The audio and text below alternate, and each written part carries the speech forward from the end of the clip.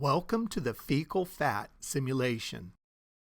In this simulation, you'll analyze a patient's feces sample to determine the amount of fat in the sample.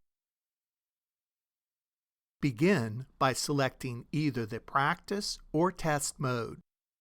The practice mode provides you with feedback, while the test mode offers no feedback. First, you'll prepare a sample for analysis. Follow the on-screen instructions that appear after a brief delay. After completing a given step, the next instruction will shortly appear.